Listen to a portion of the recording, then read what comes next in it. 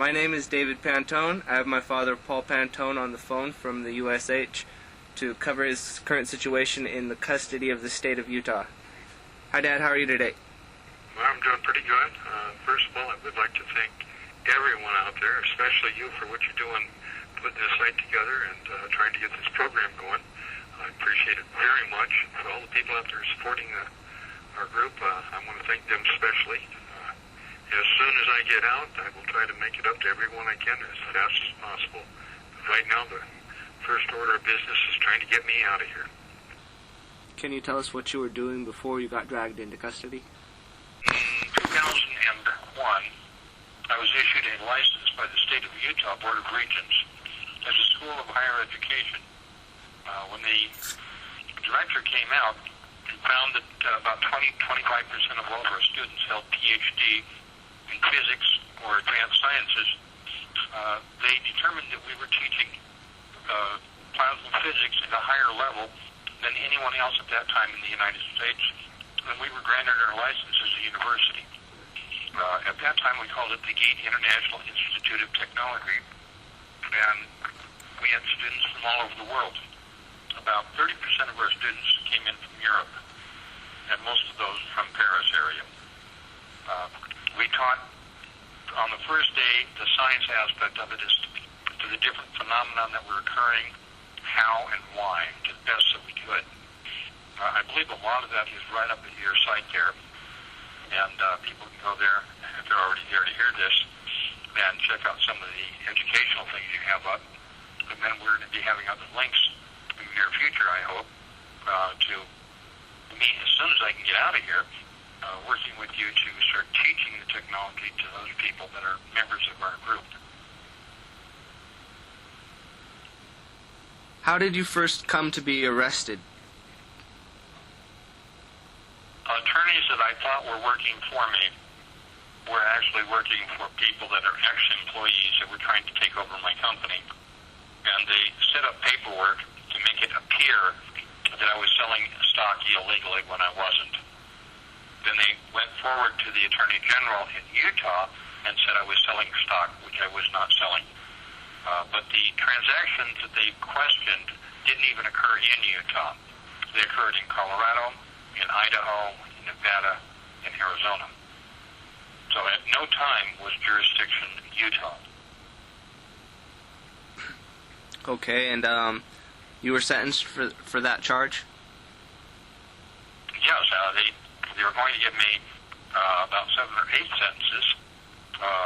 They were going to try to get me for as many counts of fraud as they could, and the way they were doing it was they said if they, and this is right in the court record, you can hear that at the other website there, that geetfriends.net. The judge and the Attorney General on 12/12/05 were trying to put a stop to me billing orders for people who had already bought plans or licenses. They didn't want me to tell anyone how it worked or why it worked. And if they could lock me up in a place like this where I had no phone access except to you and other family people, that's it, then they felt they could control the technology ever getting out. Therefore, they could go ahead and patent it themselves with slight modifications, and I would never be allowed to market my technology.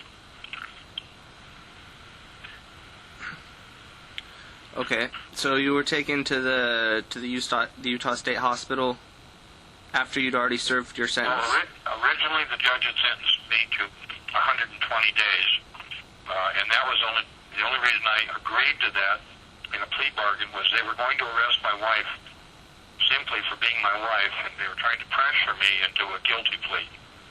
And when they said they were just going to arrest her and put her in jail, and it could be years before she ever got to see the grandkids again, I couldn't let that happen. And I said, I'll plead guilty as long as there's no sentence, and I just leave Utah. And they said, we're going to give you maximum 4 months, and you'll have to pay restitution to the 2 people that are working with the Attorney General's office, which are the 2 biggest crooks that I did not owe money to.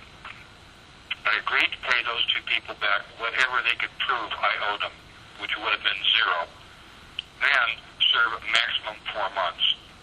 So Judge Royal Hanson put me in the jail for 4 months with the psychological profile evaluation done, 3 psychiatrist said there was nothing wrong with me. I should be released immediately. The judge went ahead and had me transferred down here to the Utah State Mental Hospital, where I have been kept in maximum security with very dangerous criminals. Because the part of the hospital you're in is actually part of the prison, is that right? Yes, it is. It's Department of Corrections mental facility here. And most of the people in this unit that I'm in right now are people that have been convicted of murder already. Very gruesome ones. Okay. What is the treatment like for you and others in there? I would have to say it is most of the time torturous. Today's a good example. The gym, they're trying to save money, they said, so it's just ice cold. You sit down there and shiver when you're supposed to be exercising. Then come back and they've got all these bright lights on so you can't see the TV, but you've got to sit there for a half hour and watch television. Then they tell you to go to your room for a while. Your confinement is such that they're constantly treating you like a 3 to 5 year old mentally retarded person, because part of the hospital here that's supposed to be a hospital is supposed to be devoted to mentally retarded people, so they treat everyone like they're mentally retarded. There is no evaluations going on. There's no psychiatrist here. There's a doctor that comes in a couple days a week, and he doesn't come in to see the patients. He comes in just to fill out paperwork. No one here is licensed or qualified to be here, even though the state says they have to be. They're violating every civil right law that they can. People who say, I want to see my family, I'm sorry, you can't. It took me 2.5 years to get permission to just be able to talk to you. What kind of impact has the treatment had on your health specifically? What kind of things have gone on, and well, what about? When I came in here, I was able to play basketball 2 to 3 hours a day, work out on the exercise machines another 2 or 3 hours a day, and right now, because of a broken foot that occurred here, getting all my teeth knocked out while I was here, injury to my lower back from falling in the shower. There's no facilities there for handicap. And generally my health has gone to the point where the hepatitis C that I got while I was here, and I have no idea if I might have more than that. They will not give me the blood test if asked for it. I'm in very poor condition right now. I can barely make it 50 to 75 feet without taking a break to take a rest now. And that's using a walker or a wheelchair. And sorry, I gotta go. My time is up on this call. Okay, we'll continue when you can call back. I'll call you back in probably about an hour and a half. Okay, talk to you then.